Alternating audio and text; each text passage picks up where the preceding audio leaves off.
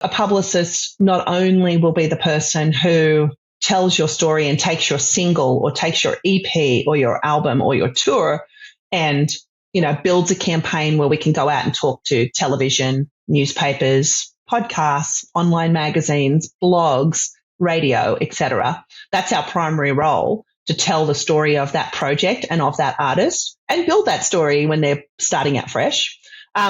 We're also, as I mentioned earlier, some of the most connected people in the music business. So, and this happens to me every single month. I'll have people come to me that I decide to work with, and I'll see immediately they don't have a booking agent, they don't have a manager, they don't have a record label or an official distributor. They're just using online distribution. They don't have radio promo. They don't have a digital marketing person. The list goes on. And I'm like, well, I have all those people at my disposal. And when the time is right, this is the way that I will make sure that I introduce that person, especially if that person is as talented as I believe they are and ready to build their team in a meaningful and professional manner. Welcome to the Vocal Lab. I'm Sarah Ramsey, and this show aims to pull back the curtain on the entertainment industry, where veterans give up-and-coming artists some of the information they wish they'd had when they were just starting out. Sort of a music industry primer, if you will. Welcome to the Vocal Lab. I am thrilled to have with me today Samantha Pickard. And Sam is a luminary in the entertainment industry with a career spanning 34 years and multiple continents. Her journey began in Australia, working in radio promotions at the Music Network, where she played a pivotal role in launching the Canadian Music Network in Toronto.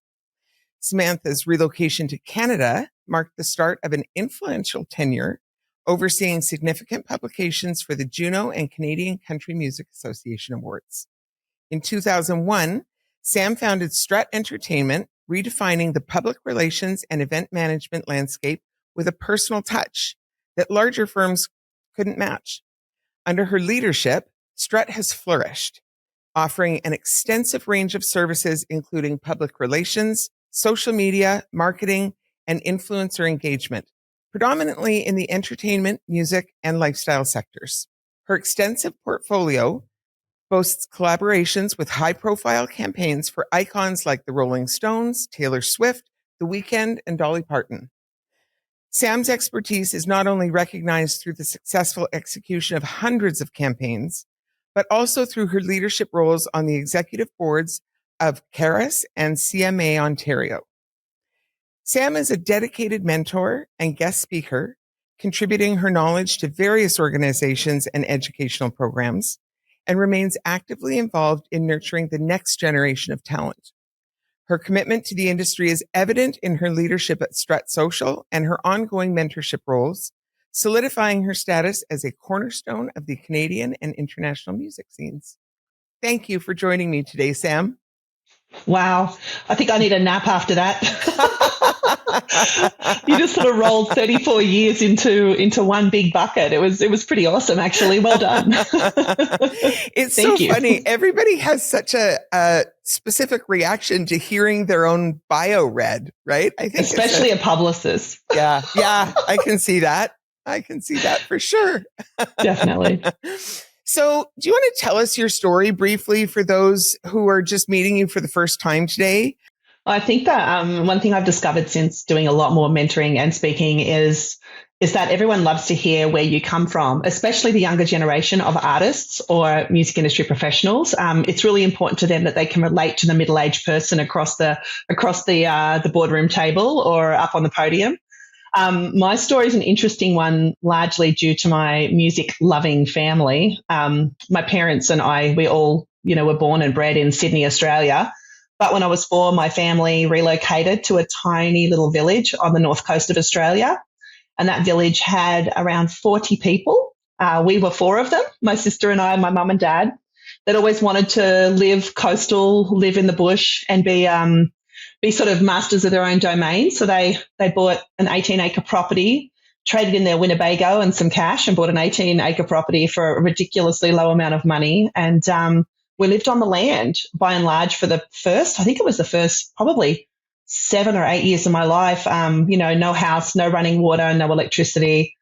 So I could probably win Survivor, Sarah, like when you really think about my upbringing. No house. No house. No house. Wow. My dad ended up building us a little, like you would call it a log cabin in Canada. Yep. Basically, it was a little cabin made of wood, made of trees, like made of, logs. And I'll always remember looking up and seeing all the huge gaps where the mosquitoes would fly in. And it was a pretty amazing story because my mum was a nurse and my dad an engineer, but dad would commute, for weeks on end. He'd have to go to Sydney for work and go away and work 2-3 months at a time, while mum literally had these 2 children under the age of 7 on this property with no facilities and putting her career sort of in park, so to speak, until I was a teenager. So it's a really unique way to grow up, and even better because across, like up our dusty driveway was a cane field. So we're a farming community. And then to the left, about 7 minutes drive, was the Pacific Ocean. And I didn't realize how unusual that was till I came to Canada, and you have like prairies here and then you have the coast and then they don't meet. Right. Whereas our farming community is by and large coastal. We certainly have it in the middle of Australia, but where I grew up, it was farming all along the coast as well as fisheries. So that was pretty awesome for me to grow up in such a spectacular manner, but I didn't realize it was not normal. Like I didn't know we were poor. I didn't realize it was not normal. My family were amazing and most definitely, hard workers, which is where I got my work ethic from. I think the really interesting thing though, Sarah, when you talk about the music journey is I remember distinctly with that generator. We had a generator, you put gasoline in and that would power us a little bit of electricity when we needed it. And my most exciting moment was when we had power to play the LPs, like to play vinyl records. Yeah. My parents were huge music buffs and massive film buffs as well. We would have to drive like an hour and a half, 2 hours each way to get to a drive-in theatre. Wow. But my dad and mum invested in vinyl LPs. So I was into music from a very young age due to my family. Music and horses and the beach and athletics. It's a pretty great combo. I'm not going to lie.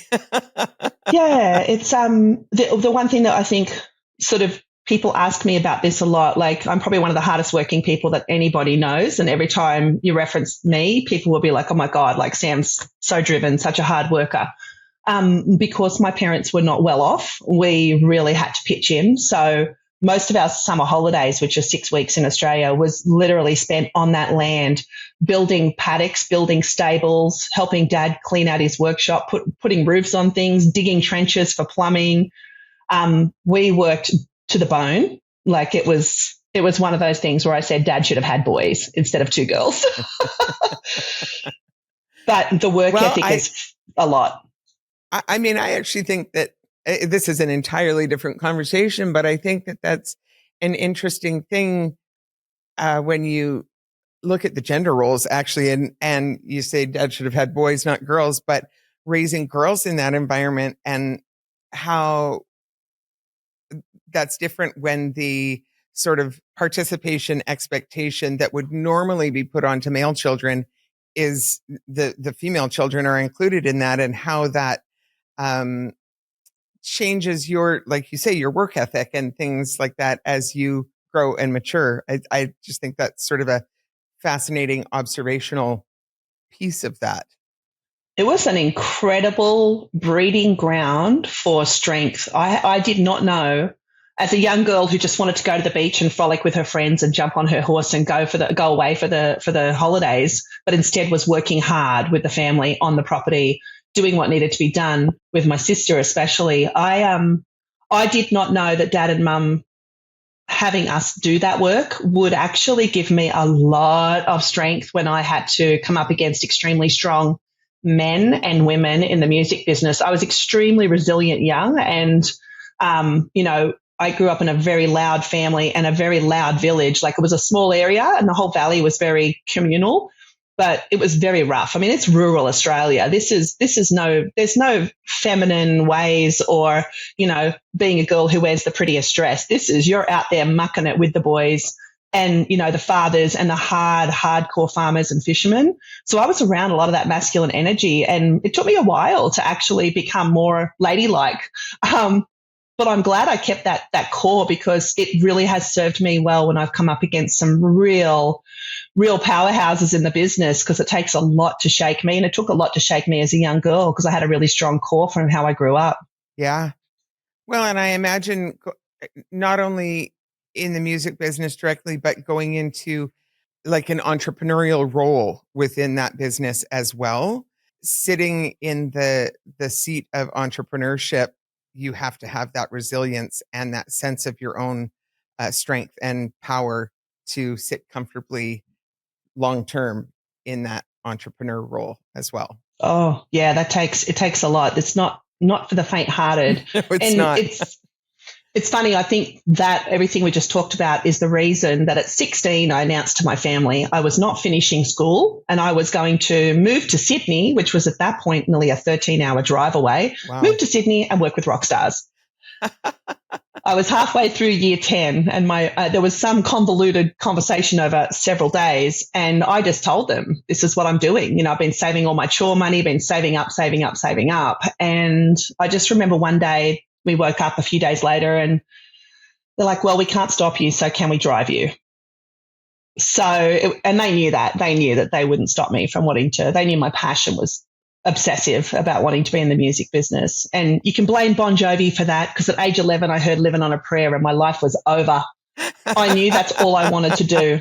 That's all I wanted to do. The second I heard Slippery When Wet, that was the moment. And it was like, okay, this is where I need to be. I need to be out there in the big world working with these people. I didn't know what the jobs were called. I didn't know anything about it. I was a 16-year-old idiot who had a dream, but she didn't even know what the end was. But I moved to Sydney when I was 16 and started my career there in the music industry. Answered an ad in the paper and got a job processing stock. Yeah, at a record store, the biggest record store in Australia, actually. Yeah.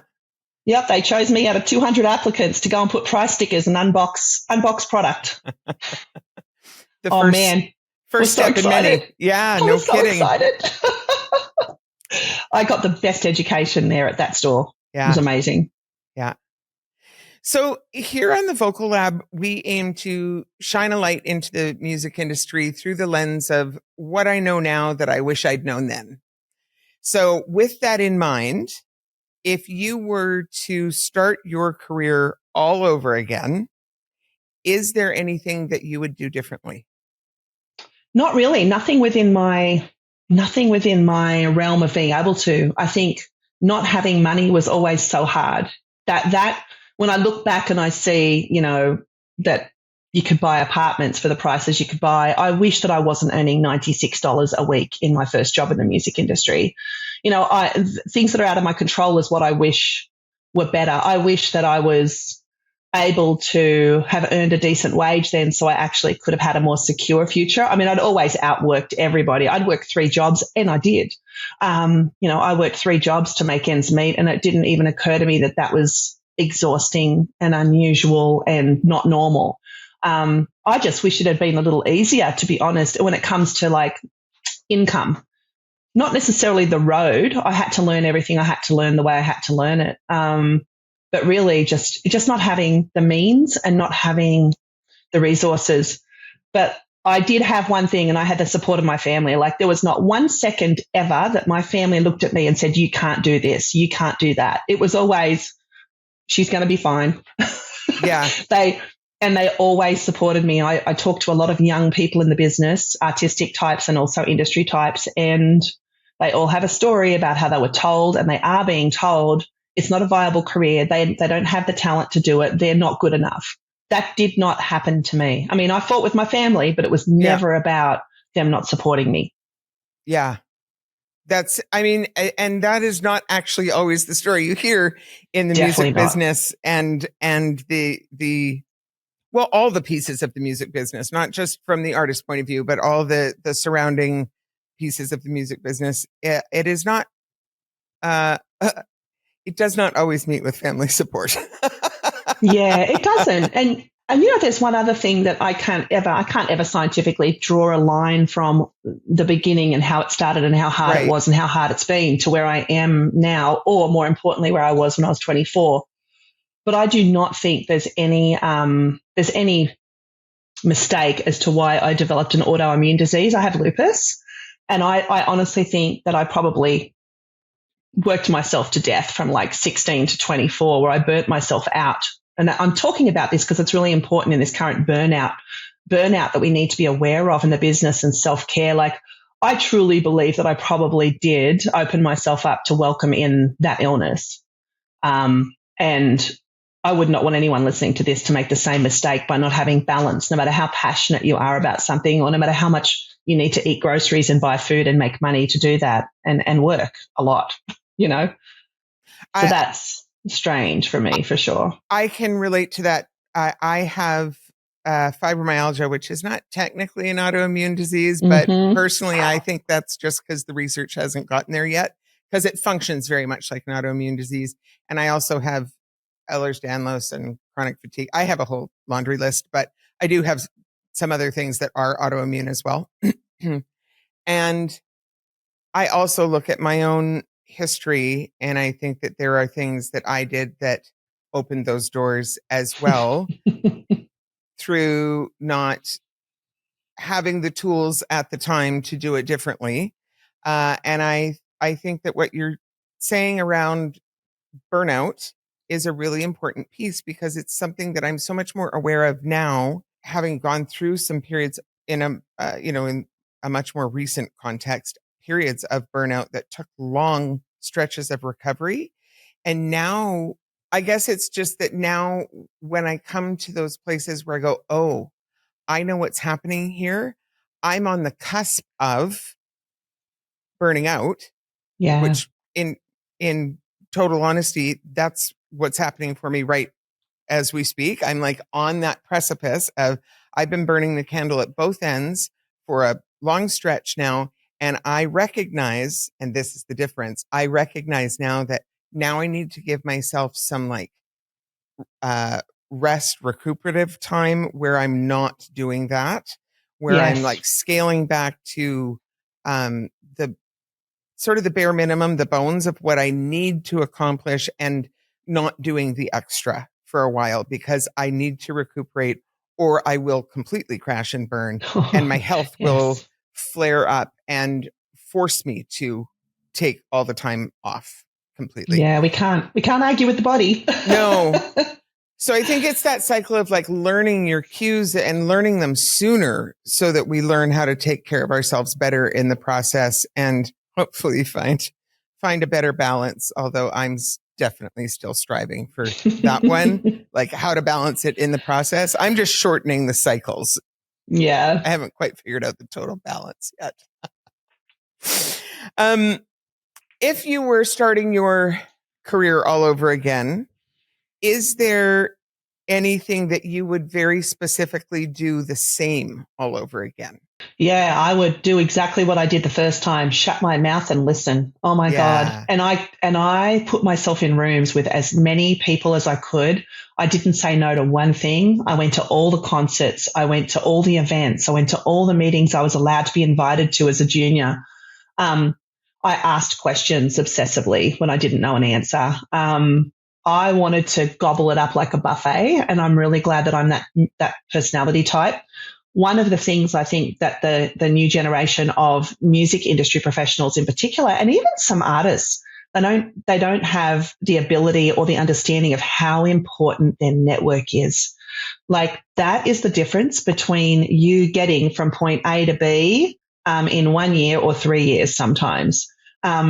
Building a network, I would do that exactly the same all over again. I'm still doing it. I'm probably one of the best networkers I know, and I love it, and I see the value in it. And I mean, I'm a people person as much as I like my quiet time alone a lot lately. I really do understand how important it is that I have a community in business and a community in the music business to be out there and make opportunities, grow from. And I'm absolutely useless to anybody on my roster if I'm not the most connected person on their team. Yeah.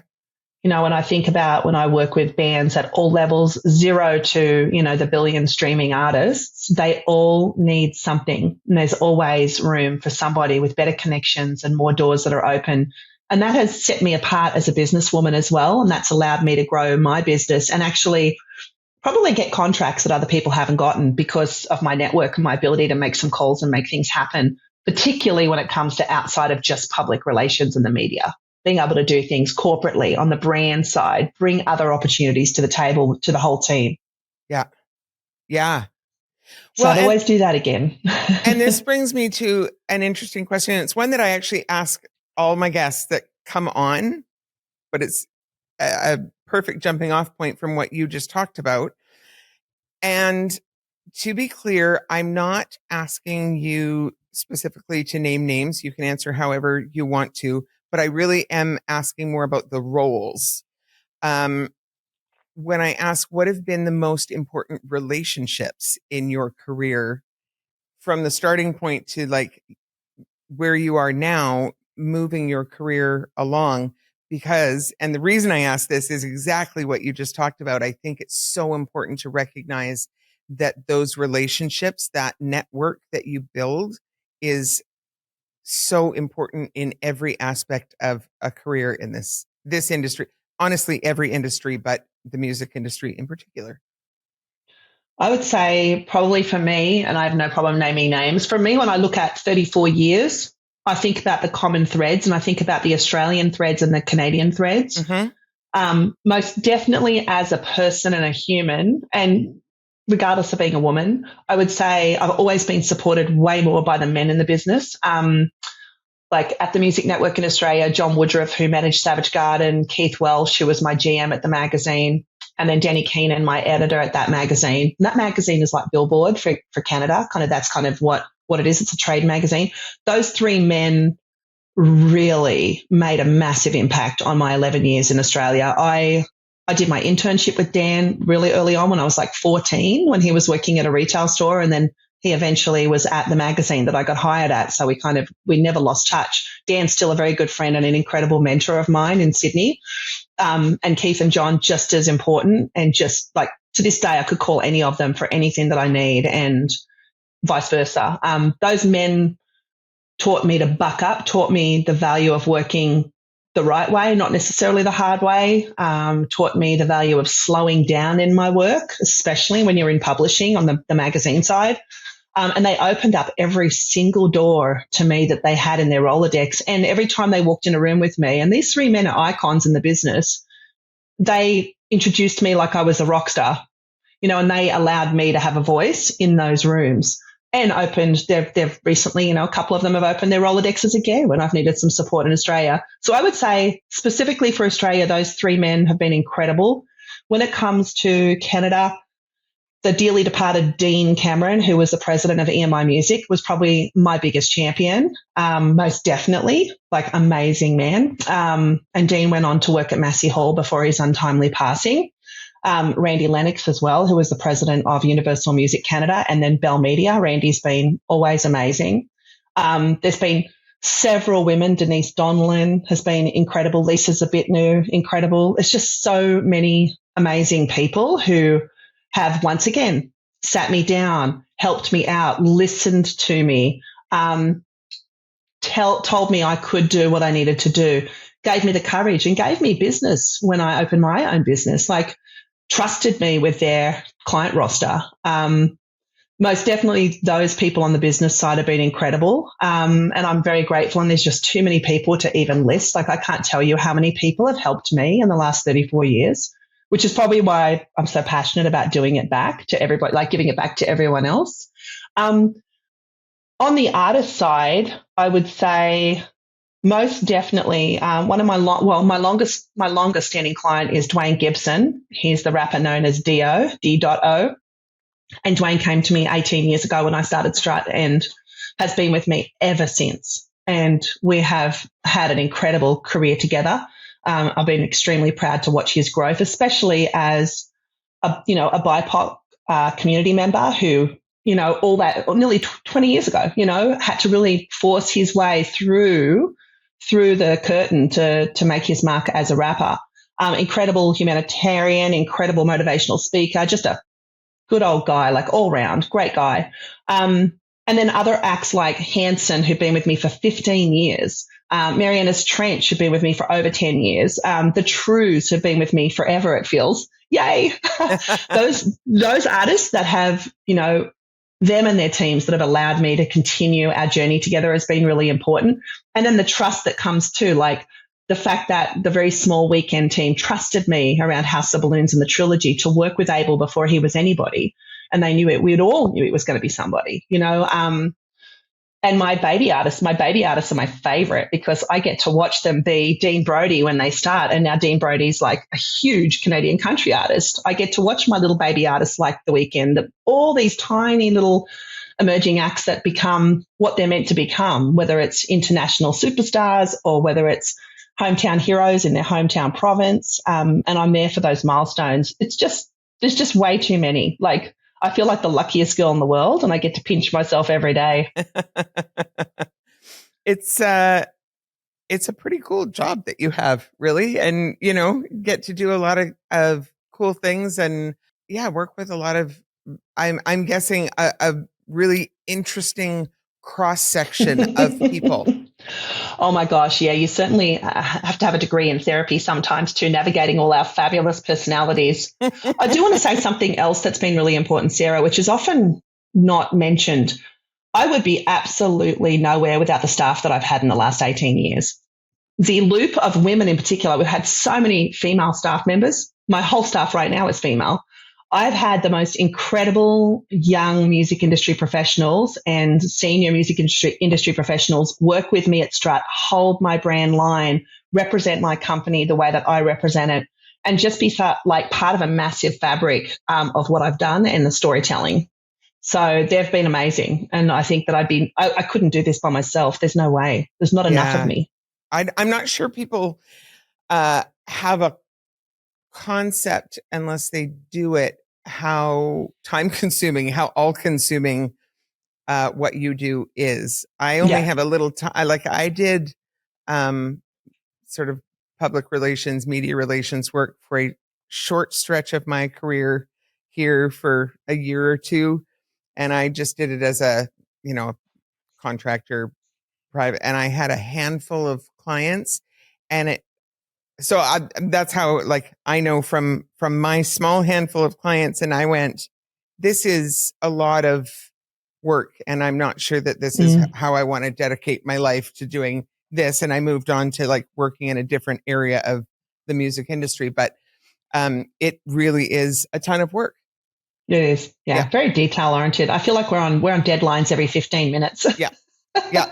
But definitely shout out to all those champion staff members who work under women and men like me, because it's not easy to work for an entrepreneur, and it's not easy to work for someone who will work everybody under the table. I have very high expectations of my staff and what they deliver and how they deliver it. But it's been rare that I've been disappointed. Yeah. So let's get into the nitty gritty. I thought we did. The nitty gritty of PR, marketing, social media within the entertainment industry specifically. So you, as we talked about, you have executed hundreds of PR and marketing campaigns for some pretty big names, including the Rolling Stones 50 Years Tour, Taylor Swift, Red and Speak Now campaigns, The Weeknd, Rush, Mariana's Trench, Phineas, Carly Rae Jepsen, Dolly Parton, Tim McGraw, Toronto International Film Festival. The list honestly goes on and on and on. Yes. So do you want to kind of lay out the kinds of things that mounting a PR and marketing campaign for one of these big clients might look like? What does that involve? Knowing that we're talking to an audience who's in the emerging phase of their career and doesn't necessarily know what those moving parts are. Yeah, well, I think probably, maybe I should walk you through an emerging artist one if that's okay for you, because I feel like a lot of those A-list campaigns, so much has changed in the press since COVID, like in the last 4 years, that some of the elements of what we used to do no longer even exist as an option. I think the most important thing is, when an emerging artist, quite often, and I use this term loosely, but an emerging artist is typically an artist entrepreneur. They don't even have a team. They have themselves, their band or their bandmates, their co-writers, producer, and quite often they just have DistroKid or TuneCore as their distribution. And they're literally starting from scratch, building their team. And quite often people recommend that they get a publicist first, because a publicist becomes a bit like a mother hen. Mm-hmm. Well, certainly we do. I don't know if all the music publicists are that generous, but we're definitely like mother hens. So, a publicist not only will be the person who tells your story and takes your single or takes your EP or your album or your tour and, builds a campaign where we can go out and talk to television, newspapers, podcasts, online magazines, blogs, radio, etc. That's our primary role, to tell the story of that project and of that artist and build that story when they're starting out fresh. We're also, as I mentioned earlier, some of the most connected people in the music business. So, and this happens to me every single month. I'll have people come to me that I decide to work with, and I'll see immediately they don't have a booking agent, they don't have a manager, they don't have a record label or an official distributor. They're just using online distribution. They don't have radio promo. They don't have a digital marketing person. The list goes on. And I'm like, well, I have all those people at my disposal. And when the time is right, this is the way that I will make sure that I introduce that person, especially if that person is as talented as I believe they are and ready to build their team in a meaningful and professional manner. So I think starting from scratch with a publicist is really, you get your photography done for your photo shoot and your press photos. You get your single or your album or your EP art designed, or in some cases your tour poster if you're already up and running from a live touring standpoint, even on a small scale. You get a bio written. Quite often now you can get a bio done through ChatGPT. Did I just say it right? Let's just say AI. You get a bio written, get a little pretty one sheet done up in Canva of who you are and what you've got coming up. And they're all the tools that your publicists need. So we're finding these days the best way to onboard an emerging artist is to have all those elements in place. Be really open-minded as to where there's gaps in the team. Like, these artists don't need a manager yet. You know what I mean? A lot of them are 1 to 5 years into their emerging career. And I find that the ones who are 5 years in know about as much as the ones who are 1 year in, because they're so disconnected from the learning facilities. I also like to connect them with, if it's a BIPOC artist, I love to ensure that I plug them in with some of their community members. Like, I love advanced music for some of our Black artists. It's unbelievable, what they do. I like to send them over to SEMA, who do the National Music Association stuff. I've got other people in the business who are incredible mentors, who, if there's a particular area that person needs some help, these are other doors we open outside of just doing straight ahead press to get album reviews, single reviews, interviews and features, so to speak, and tour reviews as well. So I kind of look at it like it's a whole world versus just one lane. And we always say that you can't punch with one finger. You have to punch with a fist. Yeah. And PR is one finger out of all of these elements. And you touched on it. You touched on, marketing. You touched on socials. You throw sales in there as well. PR. There's just so much that comes with putting a project out. So I try to help with my team, try to help these emerging artists with other elements that aren't just strictly press and aren't just strictly helping to get their profile out there. I personally find from an agency standpoint that's really important. And also I feel like it's my legacy. I have to do that. I can't just sit there going, well, arms crossed, you're only paying me for a PR. Yeah. Well, it's true. They are only paying me for PR. But guess what? Other people have been giving me advice for 30 plus years. I think I've got a little bit of steam left in me to be generous. Well, and I would imagine that that you being who you are and wanting to also help in these other areas is probably part of what makes people want to work with you, because it isn't just a la carte services. It isn't just transactional. Yeah, exactly. It's very, very lovely. And the other piece to it that I think is really important, because as you mentioned, a lot of people listening to this might not really know what a public relations campaign entails. Typically for an emerging artist, the focus for press is really going to be podcasts, online magazines, blogs, and then like regional TV, regional print, regional, or even provincial radio. Your hometown story is always going to be the most supportive, and you kind of build it out from there. Sometimes too, as part of these press experiences, our job is also just to get those people when they're in our area or when they're out and about at certain things like perhaps Breakout West or the East Coast Music Awards, get them in rooms with the media so they can actually get a relationship. They might not be ready to be pitched to Nick Cruin at the Toronto Star, but if Nick's going to be at an event, I want to make sure I introduce that artist to them. So it can be like, oh, you're on my radar now. And then when we come back a year or two later and things are really building, I'd be like, hey, Nick, remember this artist I've been just telling you about, but we haven't pitched yet? We've got the album now. It's time.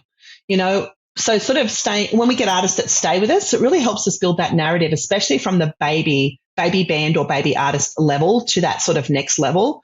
Getting them out, and it comes back to that network again, getting them out and about to not only do press in person, do phoners, do Zooms. It's really important to get them out and actually have them meet the press when they don't need anything from the press. That's so valuable. I always find the artists that are the most open to doing that and being available to do that really do get a leg up. They really, really do. Well, I think it just kind of goes back to what we talked about a few minutes ago. It's about building those relationships. And when you can start by building those relationships with the press, when you aren't in need of receiving anything from them, it really helps when it comes time to saying, okay, now I actually do need something. It does. And the other thing too, and I just reminded of this because today we just onboarded our new summer interns, and they're really excited because next week we have some media days with some A-list talent, and they're very excited. And they asked me, what does a media day entail? And that's another part of, an emerging artist, having a publicist. When you're in our market, particularly Toronto, because the national press is from here and a lot of significant press is based here, your publicist takes you to those television interviews. They take you to radio interviews. They'll take you to sometimes photo shoots, video shoots. They'll escort you to events where there might be photo opportunities. So the other part of your job as a publicist for these artists is definitely to give them a bit of media training if they're nervous, help them understand what their key talking points are going to be. So train them up on that, give them a heads up and encourage them to research each person they're going to talk to. So they have something to talk about, like, oh, hey, talking to, media person one, I just saw your interview with Celine Dion and I thought it was fantastic. Find common ground and do some research. We always teach our young artists to do that, and our established artists who sometimes forget. That's another part of our job, is to make sure that there's a safe space for them to feel awkward or feel, nervous before they're doing some of these bigger things as their career evolves. I think the hand-holding through that learning process and through those transitional moments, I think it's so valuable because as an artist, who's there to tell you what to do? You're sort of blazing your own trail in a sense. So having the hand holding where it's needed, I'm sure is very reassuring and useful. Yeah, and keeping it short and sweet is another thing. Sometimes you got to remind them not to tell the press personal details. Yeah. Because trust me, it'll be all out there for everybody to see. Yeah. This is a thing that I actually sort of in a different context, but I talk to students about, because I teach a lot of students who are in that phase, that emerging artist kind of phase of their career, emerging artists or just pre-professional. And we talk about creating that. I usually use like stage persona as the terminology, but I heard it called artist identity or different terminology for it. But being intentional about what parts of yourself you share with your like public persona and what parts of yourself you keep for your private self. And you don't have to share everything. It's okay to have some boundaries because you don't want everybody to know everything. You are going to hopefully get to a stage of your career where that is not a comfortable thing. You want to have some things that actually are your private life. 100%. Yeah, that's very important. I think that's important for all of us. And as a business professional in the music industry, you have to be careful who you also share and confide with. Yeah. Like in the music industry at large, the media and the music industry, not everybody's discreet, and people will use your personal troubles or your private moments to better themselves. So that rule of thumb goes to music industry professionals as well as artists, for sure. That's a good thing to know. Yeah, it can make it a bit isolating too, unfortunately. Yeah. But, and I think that's why it's so important. Especially you see artists who have reached a large scale degree of celebrity and whatever, and they often have their like inner circle of people. Yeah. But that's why that happens, is because they have that sort of inner circle of people that they have established trust with, where they know that there's some safety and security there and they can let their guard down a bit, right? Yeah. Yeah. And those people are often inside and outside the business. Yeah. Which is lovely, for sure. Yeah. So knowing that we are speaking to emerging artists primarily here, what are the important things to understand about marketing your brand or event or artistic product? I think the one thing that's become very clear in the last year to me is the artists have no idea how much it truly costs to actually do it. And the problem is, because we now have a gateway of distribution that anybody can literally just blow a whistle and record it and put it up on Spotify or Apple Music or Amazon. The gates are open so everybody can put music out. However, the education is not there for artists to understand. And I'll give you an example. And I want to use country music because it's like a really high entry level, the sound. Like you always hear about, oh, you've got to record in Nashville because you're competing with the best musicians in the world when you're recording in Nashville. Let's just say it costs a country artist about 6,000 to 8,000 Canadian dollars to record one song, which is what it's costing, especially with this horrible US dollar. The conversion fee is terrible. Sorry, the rate is terrible.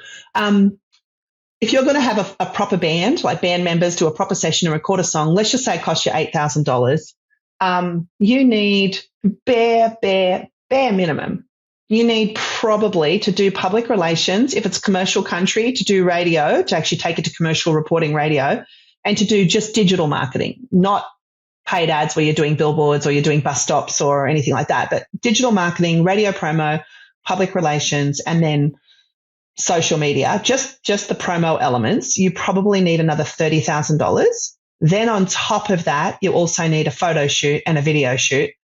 You're looking at probably all up about $35,000 to record, market, and get out that song. Times that by 6, you're up to nearly $200,000 Canadian to release an EP.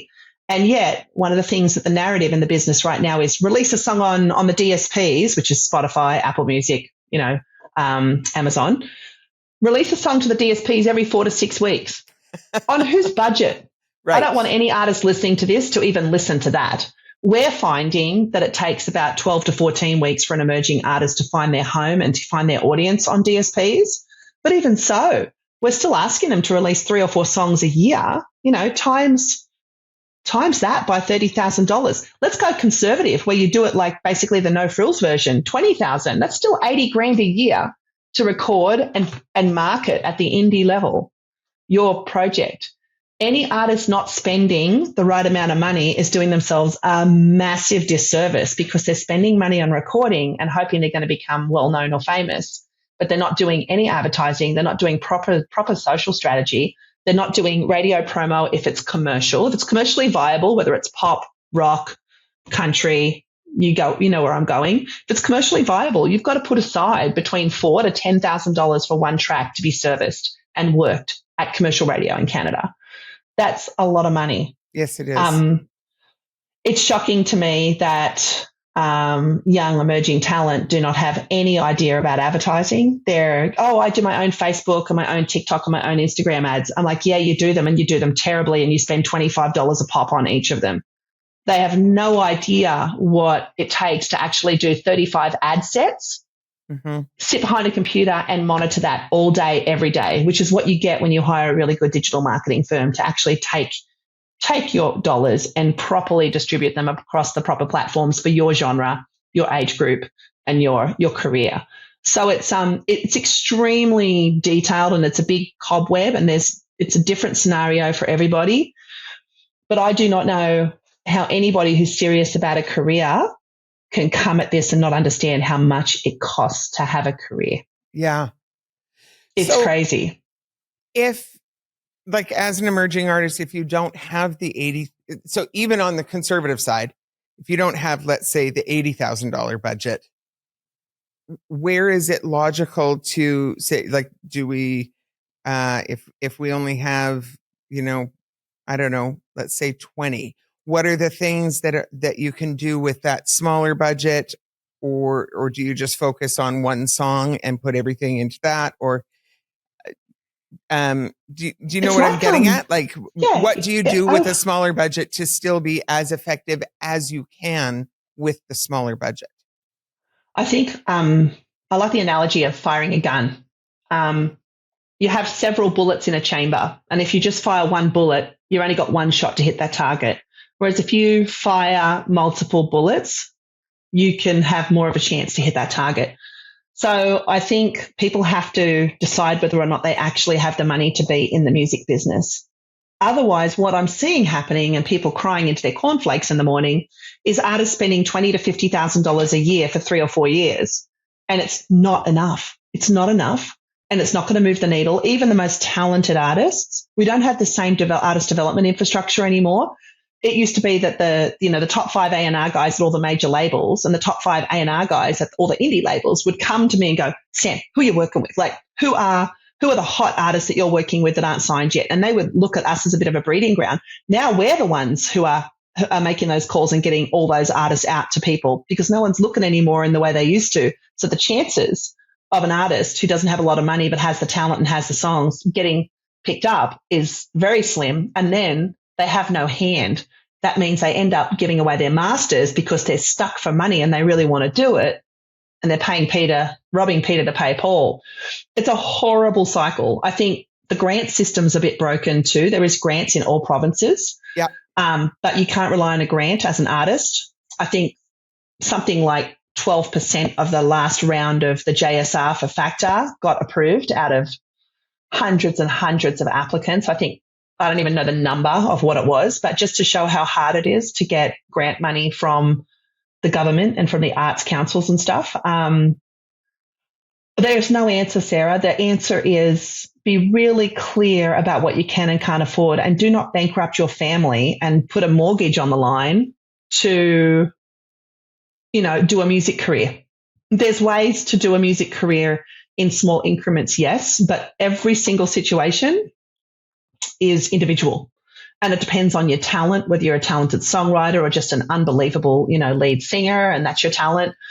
It depends on many things. I find the solo artists have the hardest time because they don't have band members to absorb the costs. Yeah. That's very tough for independent solo artists. It's literally their $20,000, $30,000, $50,000, $80,000 a year. Whereas when it's 5 band members, it's not so much of a stretch. It's not so much of a stretch. Most people are working full-time jobs to live now. It's not even, I'm working a full-time job and half of what I earn goes to live and the other half goes to my music career. There is no other half anymore unless you have another half and your other half is earning enough money to support your family life and your home life, and your money and your job goes to your career 100%. It's a devastating reality.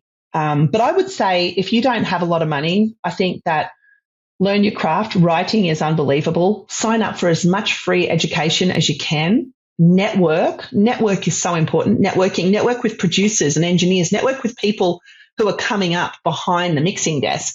They need to do demos because they're trying to get into the business as well. Yeah. Definitely, network within your community, trade off favors. Do you have a skill? Do you have a graphic design skill? Can you talk to, your producer and go, hey, I'll do this for your studio or for your brand if you will do this session for me for free or for a discounted rate.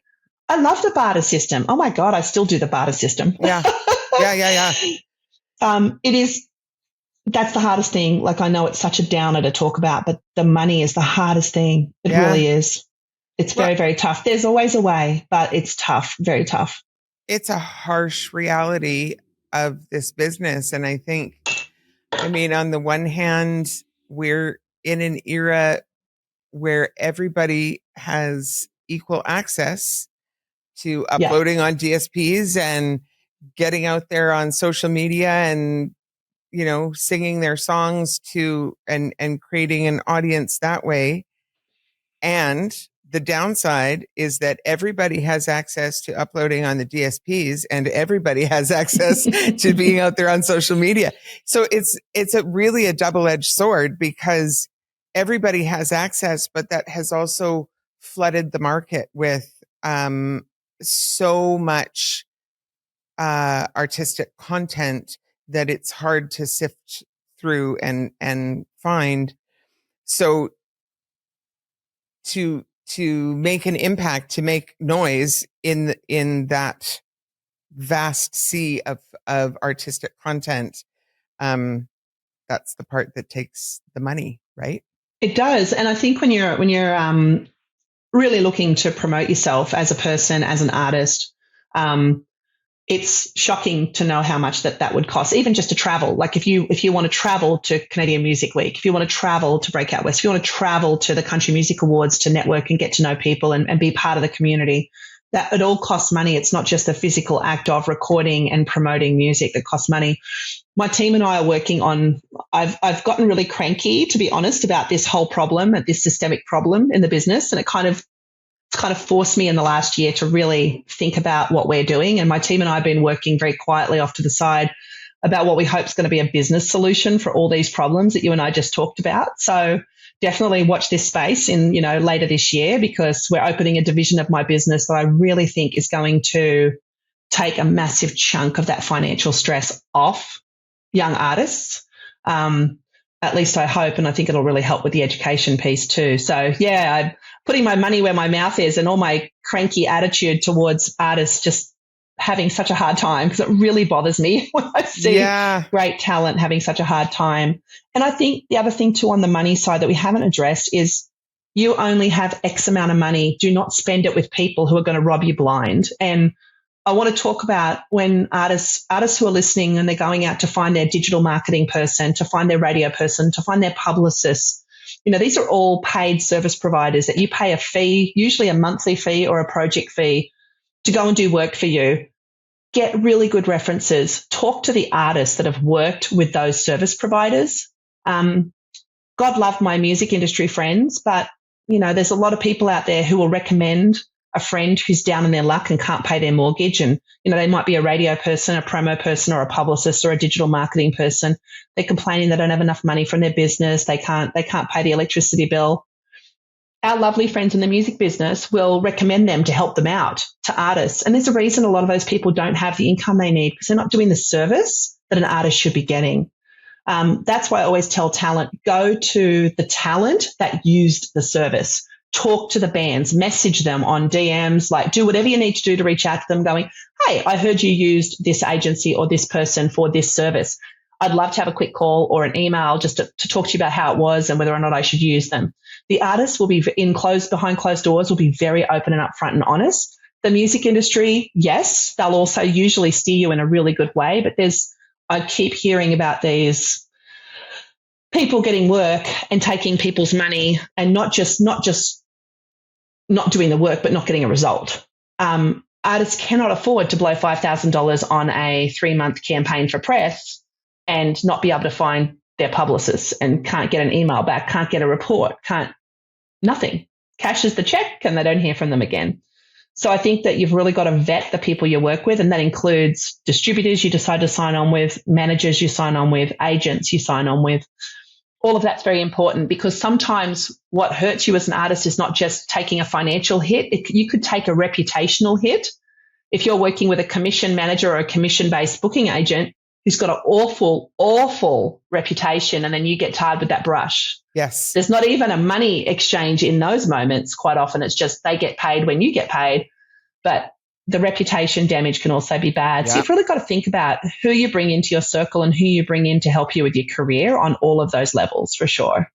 Yeah, that's very important. It's very true. If you Yeah, that piece about getting painted with somebody else's brush, if they're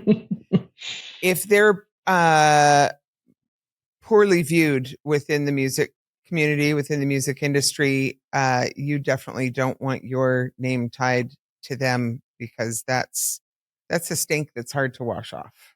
Oh, well, your doors will be closed and you won't even realize. That's the thing in Canada too.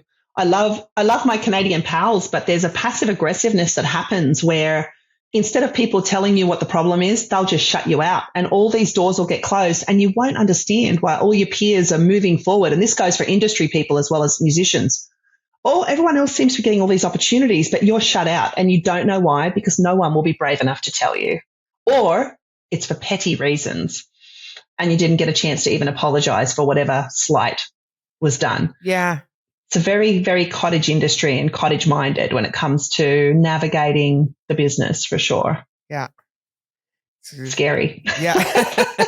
And it requires some awareness. It's great if you can have that awareness from the beginning, that you have to pay attention to those things, because there's a lot that goes unsaid. There's this whole like unspoken undercurrent, right? Oh, yeah. Yeah, we've all seen that. Anyone who's been in the business more than 5 years has seen it. Yeah, absolutely. That's for sure. What are some of the more unexpected marketing pathways that you've utilized over the course of so many years of campaigns? Oh, well, what worked in the past no longer works. I think it comes back to that money situation as well. And where what really worked for us was our ability to do brand integrations with our clients. So we would do amazing campaigns with like Fossil watches or Lucky jeans or, New Balance sneakers. We always had the ability to be that agency that could go out and get incredible things happening, where we could build out an event that was super cool and combine music and products. We were able to do that so well.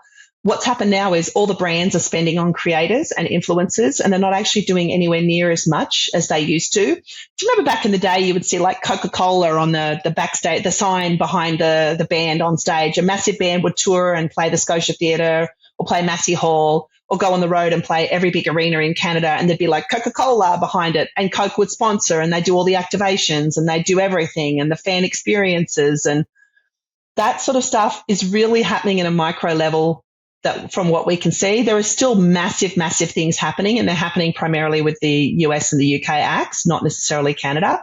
We're finding that brands are spending. I can speak to this because we do have an influencer relations division where we represent talent and monetize their socials and their careers from doing those brand integrations. But brands would much rather spend $100,000 a year across 10, 20, 30, 40 campaigns for volume and very niche volume. Maybe one channel's LGBTQ creator, one's family, one's yummy mummy, one's athlete, one's musician. They'd much rather have that spend done than give $100,000 to a band for a year on an exclusive contract to partner with them on commercials or photo shoots or product launches. So that used to be how we would do the really cool stuff. That used to be it. Now we're finding, from a marketing standpoint, I think going back to basics is always the most interesting, where you're like, okay, I've got $5. How do I make it turn into 20? I think some of the things that go viral quite often are just unexpected. But I do think that there's some really cool genius marketing that you can do if you really think about your brand and you have enough money to develop social media assets through video, through photo, and even just partnering, maybe with a business that's local. I think there's an ability to lift your brand and do some fun stuff. You have to figure out what that fun stuff is. And it's so general. Like, I wish I had more examples, but most of my artists that we do PR for right now just don't have the kind of budget or the creative team around them to be doing a hell of a lot in that space. Everything cool that we've ever done has always been with another party. It's always been band or artist A with brand 1 or 2. You know what I mean? And usually it's a touch, taste, feel thing that really gets people going. People always want to get the experience. they want to know that and this really doesn't help emerging artists, because they want to know that if a big band is going to be in town and there's a win to get in, there's going to be something really cool where they can meet their heroes and see a limited edition, activation happen, whether it's like a capsule collection of merch where only 200 pieces are being sold at this private event. There's an acoustic pop-up. There's so many things you can do, but emerging artists, I find, have got to really, really think creatively, whether it's how they do create and deliver their merch lines, how they interact with fans from a live performance standpoint. How do they build their own army? We always heard about the KISS Army, the KISS Army. And I've definitely seen the power of Mariana's Trenches fans. Unbelievable. Hanson fans are the same. Taylor Swift fans are the same. When you look at, and the Trues fans, my gosh, I went to the Trues a few years ago in Chicago. Oh, and there pops up two of my favorite Trues fans. They're following them all around America. Learning how to build brand value within your fan base one by one is really important, and doing small things to market to them and give them a unique experience that keeps them coming back for more. They're your brand advocates. You can get 5 people at the beginning of your career or 10. They will squawk louder for you and promote louder for you than 150, 200, 300 other people. Super serve that really, really passionate fan base, and they will become your best brand advocates as a young artist or a young band moving through this very difficult, promotional side of breaking out of being a baby band and a baby artist into that next pre-professional, as you mentioned earlier. And when you're looking at those brand partnership relationships, even as emerging artists, like you were talking about, finding local businesses that are willing to partner in that way, those kind of partnerships work specifically when there's a dovetail between the target audiences, right? So the demographic, and that requires that you need to know as an artist, you should know anyway, but who your demographic is, who your target audience is, and then thinking about what other businesses share that same target audience. Those are going to be the ones that are have some potential to partner with. Yeah, it'll really help get you across the line. And I want to bring up what you just mentioned, because I remember for the first 25 years of my career, I never had it. What you just mentioned, all of these amazing young artists have at their fingertips that we never had. They have data from social media platforms, demographic data from DSPs. You can see where your fans live, what city, province, country. You can see the breakdown of male to female and other. You can see the primary demographic of age, your secondary demographic of age. There is so much information in your platforms that you can pull and connect with. I had a great, I remember really distinctly a couple of years ago, maybe 5, I think it was 2019. I remember, or maybe even earlier, 2018, I remember an act came to me and they were like a Canadian metal band. I'm talking metal, like new metal, kind of European style metal. And they wanted a publicity campaign. And I'm like, for what? There's no press here to support you. The rock media won't touch you. It was very, very metal. And they've been in a van touring for the last year or two, trying to get booking agents, big rock booking agents, to see them, trying to get on festivals, but they're all mainstream sort of rock festivals that they were trying to get on. And I said to them, can you bring me at that point it was Twitter, and I think it was Twitter and Facebook stats. And they did. And I'm like, guys, Europe, all these European countries are in your top 4. Canada's like a poor man's 5th in your territories. So what are you doing here? Why aren't you in Europe where all the big metal fests happen? Go to Germany, go to Sweden, go to Norway. All the big metal festivals are happening there. All of the big promo campaigns happen around this kind of music. You're in the wrong country. And you should have seen them. I thought they were going to vomit. They were so stressed. Like, what? And I'm like, no, seriously, go home and think about this. Think about all the money you've spent the last few years promoting yourself here to an audience that's not listening. Right. And within a year, they'd completely changed everything. They'd gone over. They got themselves a really indie little booking agent, started to get on opening slots at these big metal festivals. The rest is history. Yeah. They've now got a sustainable career in Europe because there isn't a market for it here. There are fans here, but there's not there's not a sustainable market. Most Canadian fans of that kind of metal are actually going on holiday during the summer festivals so they can go on holiday and see their favorite bands, because they can't get that kind of action in Canada for their musical taste. So sometimes you're actually promoting to the wrong market, or you're actually in the wrong market. And like you say, we have like an unprecedented level of insight to those kind of analytics data now, just through the socials, the analytics that are available to everybody through the socials. I mean, there are services you can pay for that give you probably a deeper dive into that data, but even just the surface level ones through Instagram or whatever, that's super valuable data to be looking at as you are looking at your own marketing opportunities and efforts and where you are going to spend that money. And sometimes your marketing promo strategy is exactly what you and I just discussed. Change location, super serve the fans. Don't be afraid. I remember when I was young and I had a male artist, a rock artist that I worked with, and we decided we were going to tour a solo acoustic across America. And I sat at North by Northwest, which was over in Portland. And we stopped at North by Northwest on the way, and we were in this big panel in the audience talking about what you can and can't do. And I mean, this is back in the day. This is like 28 years ago, maybe more. And they were telling everyone in the audience why they can't do something. So I put my hand up and I stood up as this ridiculously young, opinionated 20-something-year-old and said, hey, my artist is here next to me. I just booked him a 30-date solo acoustic tour of America because that's all we could afford. And everyone was just like, what? I'm like, yeah.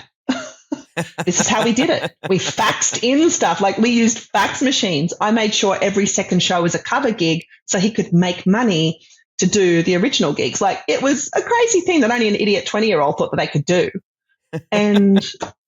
But the people up there on the podium were telling everybody in that audience why they can't do what they want to do. And I'm like, hang on, I'm here to tell you, if you're smart about it, if you look at the data, which we have a lot more of now, if you think about what is and isn't working, or what I like to call the chafe, if this is a major chafe, you're probably doing it wrong, or you're probably in the wrong area when you're marketing and promoting your product being yourself and your music. Sometimes it's nice just to rip everything apart and go, okay, we've been doing this for 3, 4, 5 years and we're not moving an inch. What's the common element that's wrong? That sometimes is a great marketing strategy, the tear down. Yeah. Well, I always think it's really interesting when you see, whether it's the artists themselves or whether it's the team behind them. Generally speaking, the public doesn't know where the origins are coming from. But there's a, sort of emerging artist that I follow on socials, and he's totally turned the touring thing upside down. That's what I was going to say. When you see somebody do something entirely differently, and it's just so interesting to see, like, is this a thing that is going to work? And he's doing, so instead of touring and paying all the middlemen and doing all the things, he's renting venues himself, and he bought the gear. And so he's literally doing, like, he rented the venues and he's sort of throwing a party in every city and selling the tickets. So he's, now obviously you have to have the capital to do that, but he's self-funding everything and paying all the middlemen. And it's a whole lot more organization, but also has the potential to probably make him a bigger profit at the end, because there's fewer people being paid, fewer limitations, because he gets to make all the rules and all the choices. Absolutely. I remember hearing back in the day with Bryan Adams, and you probably heard this as well, the cost of touring in the 80s and 90s was exorbitant. So Bryan Adams went and he bought every single knife and fork and plate, and he toured with all of his catering. He was paying a fortune with catering, like renting all of these things in every single city to feed his crew, to pay a premium. He went and bought everything that wasn't nailed down, apparently, he bought, and he became the owner of those things. He paid for them once and he used them repeatedly. There was an extra cost to haul them around where, obviously Canada, where he was, or America. But I thought, wow, I remember hearing that going, wow, that's genius. The money you invest at the beginning is going to pay dividends down the road. Yeah. Yeah, it's pretty crazy. He definitely turned things on its head. I was really impressed when I heard that. No kidding. I think it's so interesting when people come at it and turn something upside down and say, I'm going to do this a different way that's going to work better. And then the interesting part is watching to see if it actually does work better. And hopefully it does, because we are creatures of habit, and we do things the way they've always been done, often without looking at different ways to do things. And I think that is something that, as a younger emerging artist, questioning if there's a different way to do something that can be successful and that can be useful. It's a Yeah, balance with also, like, you don't have to reinvent the wheel either. So there's a balance, true. right? Yeah. Let's talk about social media for a moment. It's sort of become its own beast, but in Oh, it's a actuality, beast. yeah, yes, it is.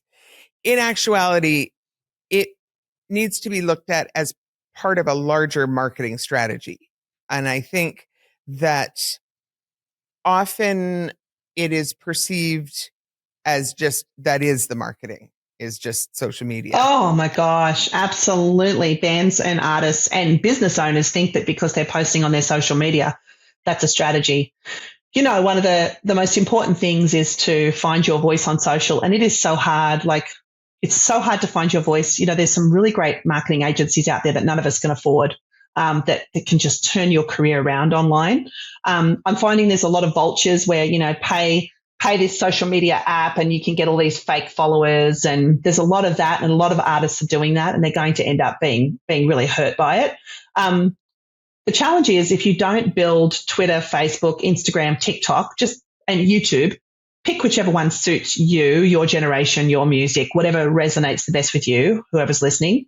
If you don't properly cultivate, build, and nurture that audience and grow it, you must grow it, you are going to be left in the weeds and left in the dust. Like right now with commercial radio, there's two things that the radio programmers are looking at. I mean, I'd love to say the first thing is the song. It's not. It's three things. Somewhere in there is the song that's being pitched to them. First thing they do is go to all the social platforms for the artist and all the streaming platforms. And if your streams are low and your social numbers are low, good luck. If there's a song as good as yours and that person next to you that's being pitched next to you has 100 times what you've got on streams and socials, they're getting added to that radio station. Same with us when we're pitching for TV slots, when we're pitching for print, when we're pitching for talk radio, other radio that's not commercial radio. First thing those producers and editors do, they go and look at your social numbers and they go and look at your streaming. If it's a flat tire, we can't book you the segment no matter how good your song is, because your audience is so small, you're not going to drive any eyeballs to that TV segment. You're not going to drive any ears to that radio show. You're not going to drive eyeballs to that online magazine. We've even got bloggers and podcasters saying no based on low streams and low social numbers.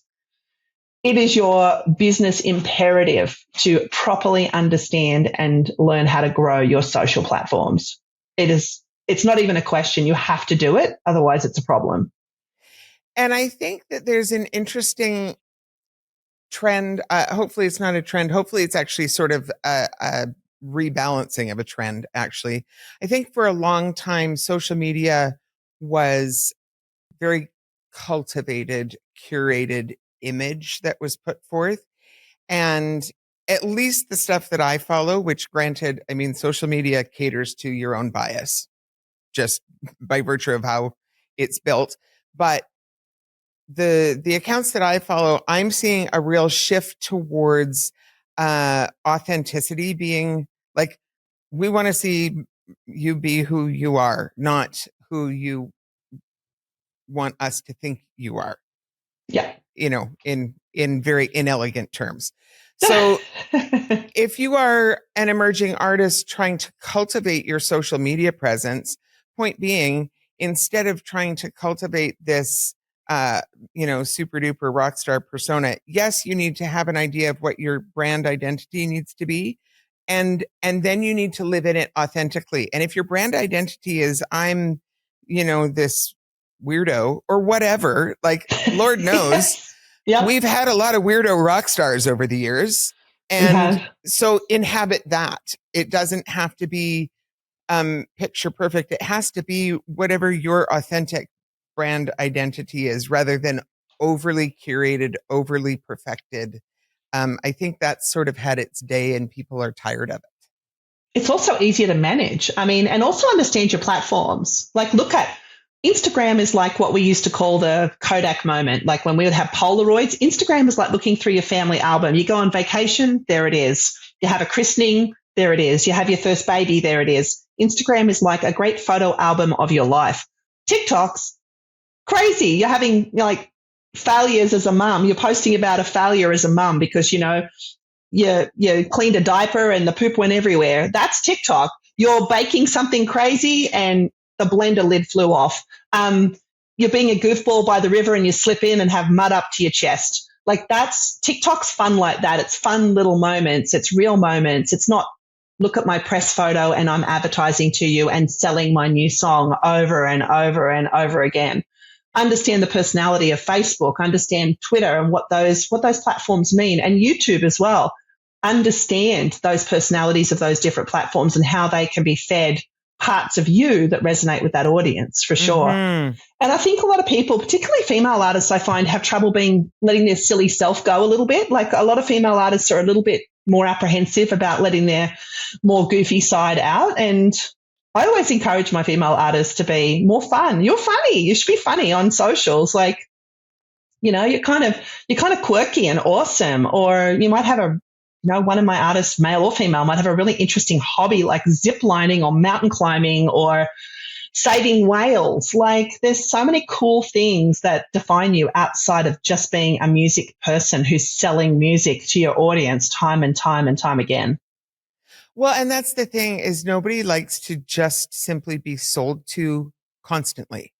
That's right. So that's actually like the beauty of social media for an artist is that the fans get to feel like they are connecting with you and seeing into who you are as a whole person, more of a whole person, and not just the product that you are putting out into the world. And you still get to choose how much you share and all of that. But I mean, it's always this balancing act, right? But yeah, if it's just constant sell, those are the channels that I unfollow because I don't want to be sold to constant. I don't mind being sold to sometimes, but I don't want to be sold to 100% of the time. It gets very old very There was quickly. There's a reason back in the day we didn't like used car salesmen or the vacuum cleaner salesman or the Encyclopedia Britannica salesman who'd come and knock on the door. Oh my God. We had a full set of Encyclopedia Britannica in my dad's office at home growing up. Oh my gosh. Yeah. So you know my pain of the door-to-door salesperson. You know what we used to do back on the property? We would send our goose. We had a pet goose that was the best watchdog. We'd send them after the salespeople. And it was pretty easy because there wasn't a door. So they could just come into our house or our cabin. So we're like, let's get the goose onto these guys. And it would chase them like a dog and send them flying to their cars. So that's hilarious. That's really funny. Bit of Aussie retribution, Sarah. So is there anything else that artists need to know about specifically social media strategy and content creation?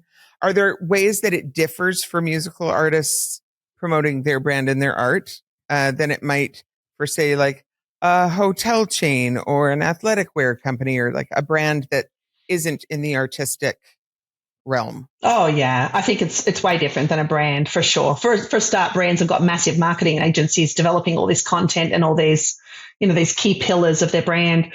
I think with an artist, just think about your day-to-day. Like I often say to my talent, particularly the ones we do project management for, where we're kind of jumping in when they don't have a label, they don't have a manager, they don't have a plan, and we'll do project management work for them. We're like, okay, what does your next 6 months look like? Okay, you're going to be home, you're going to be working, you're going to the cottage for this, you're going to Alberta to visit family because you've got a family wedding. All right, what social media content can we capture that's not music specific?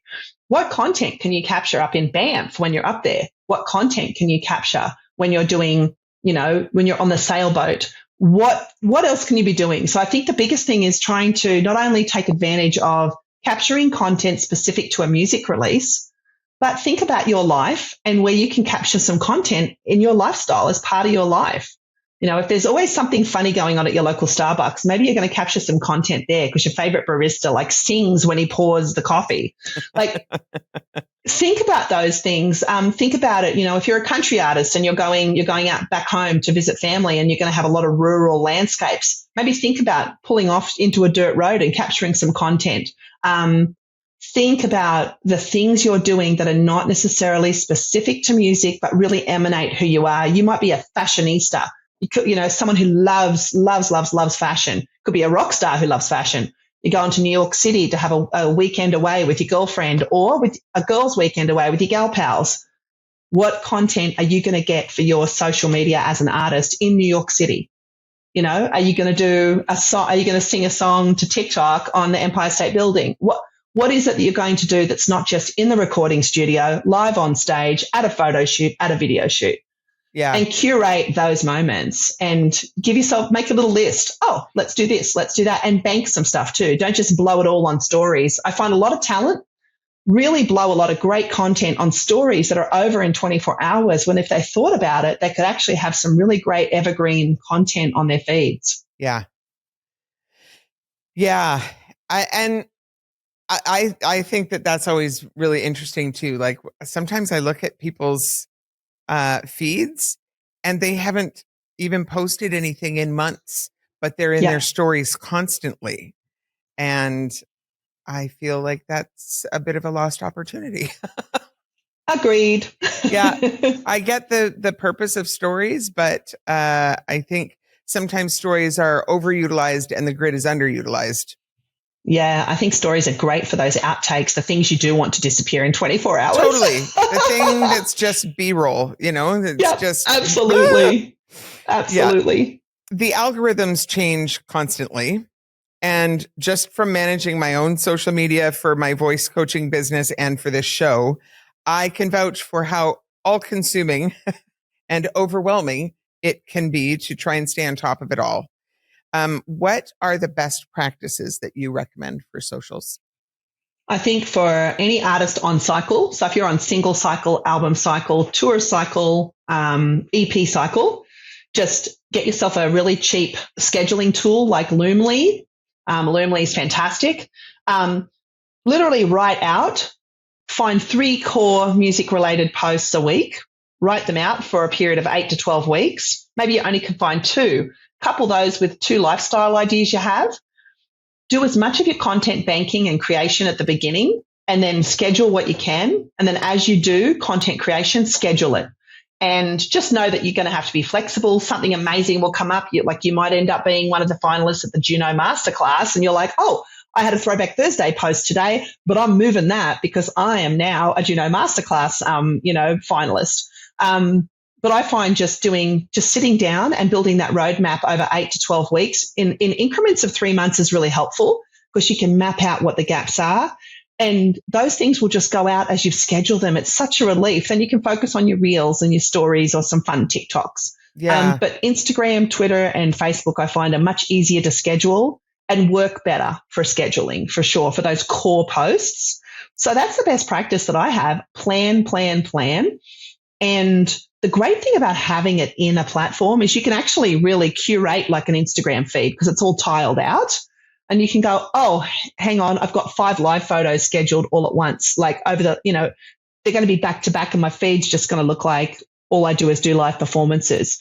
Maybe you want to break that up, or if you feel you look at it and you go, wow, I just scheduled, and you can sit down and you can do all the scheduling in 2 hours. You can write it and schedule it. It's amazing.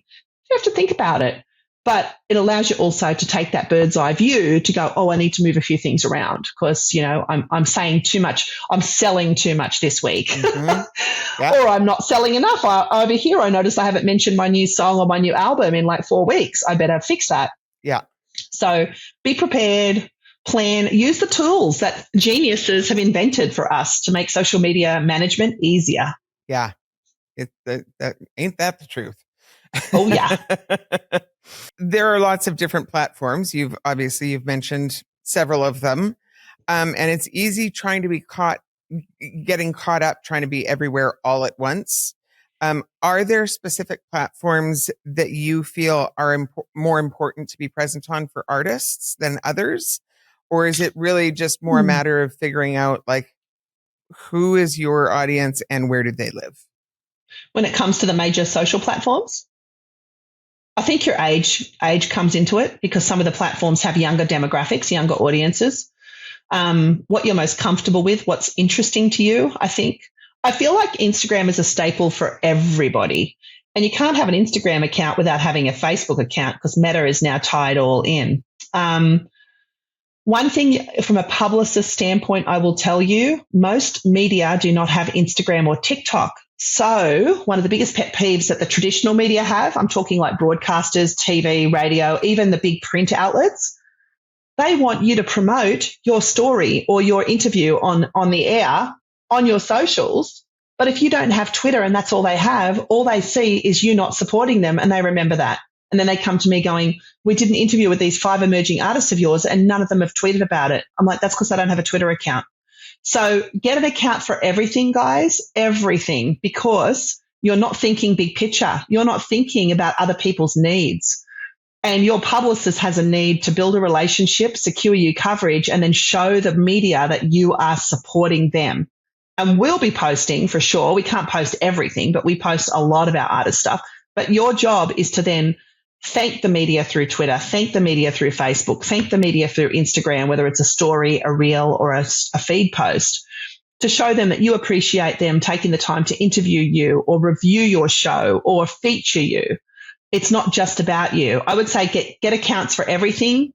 And if you're only active on a couple, that's fine. Twitter's amazing for fast retweets and news. So fantastic. It's so easy just to retweet, and also read the news of the day and what's happening. But unfortunately, a lot of the business is still old school and not everyone's on TikTok and not everybody is even on Instagram when it comes to your national press. It's so funny. I was so under the impression that Twitter was like not really a thing anymore. You know what I mean? Like on the decline. I haven't logged into my Twitter account in probably a couple of years. So I mean, I have one. Bad girl. I know. Girl. Well, I'm going to fix that now.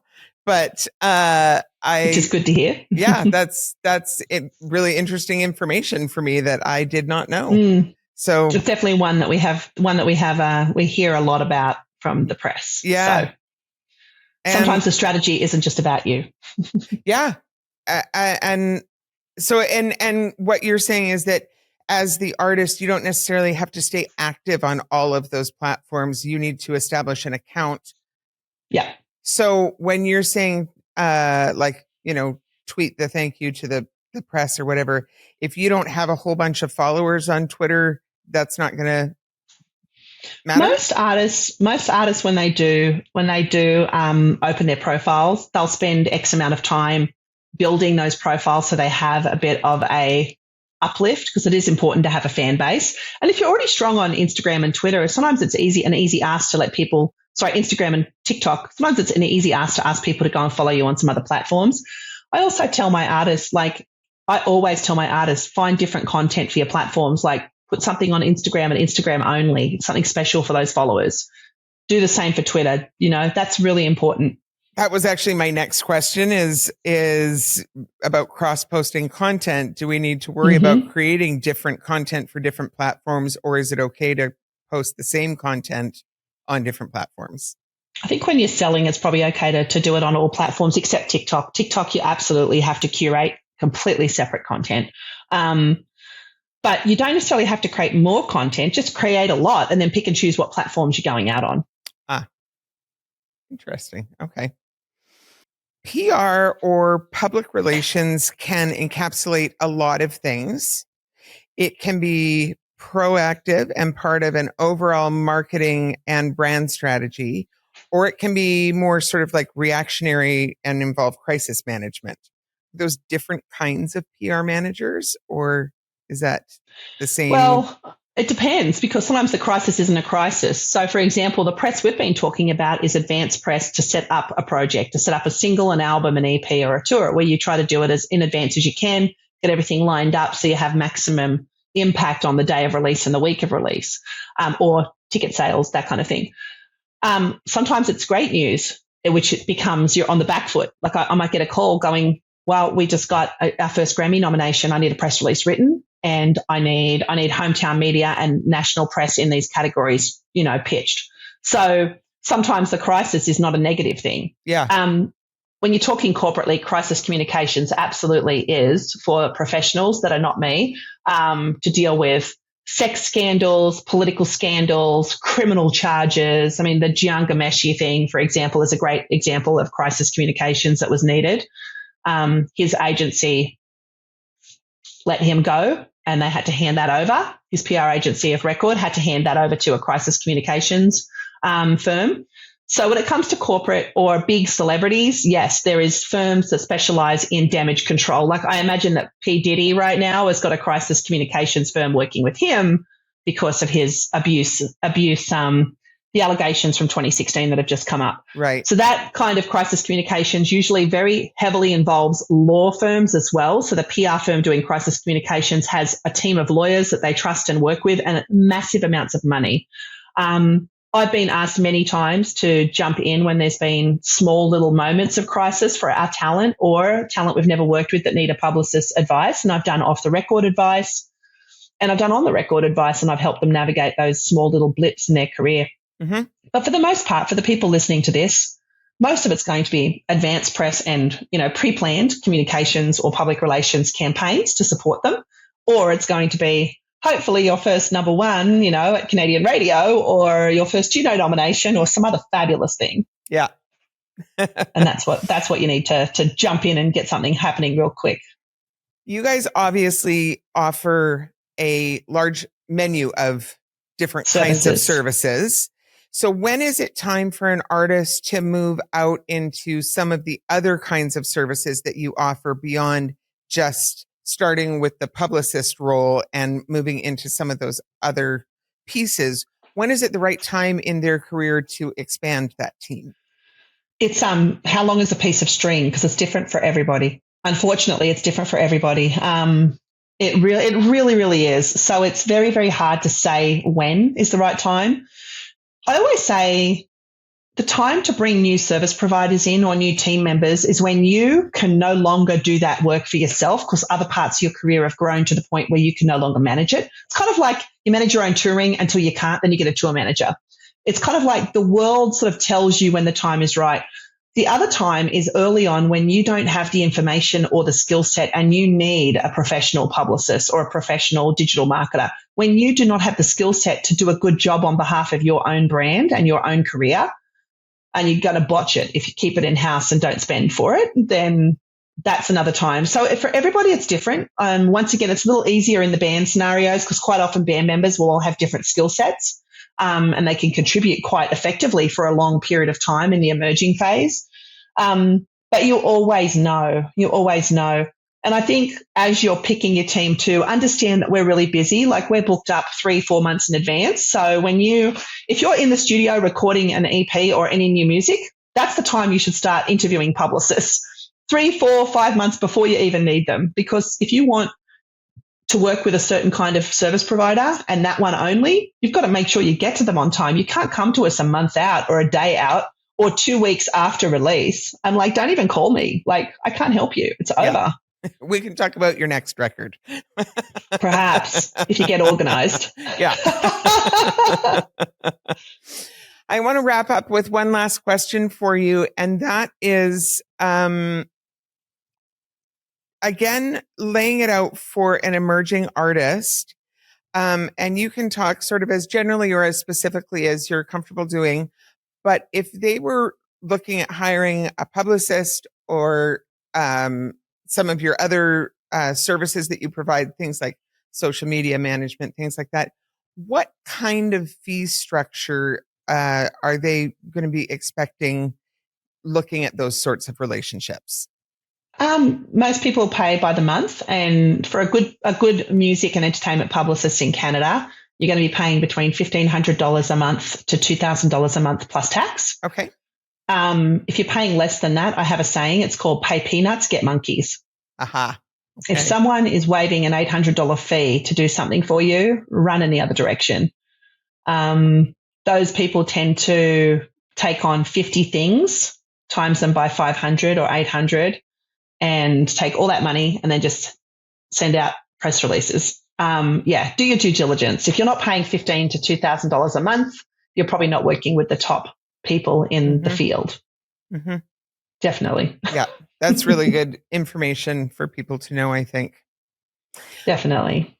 Sam, I want to thank you so much for joining me today. I think we've covered a ton of ground today, and I think you have really shed light on some areas that people don't, I think people don't understand that this is an area that unless you've had experience working with a publicist or a social media manager or a, marketing manager, any of this kind of stuff, people don't understand what it involves, what it looks like, what it can do for your career, all the pieces. And I just really appreciate your generosity and your clarity with all of it. No problem. I really hope that the people who are listening got a chance to sort of digest some of it and understand it. But I'm really glad I came to say hello and get to hang with all of you. It was awesome. Yes. I appreciate being on the show. And whenever your yet to be revealed service comes up, perhaps we'll have you back on the show to talk about that.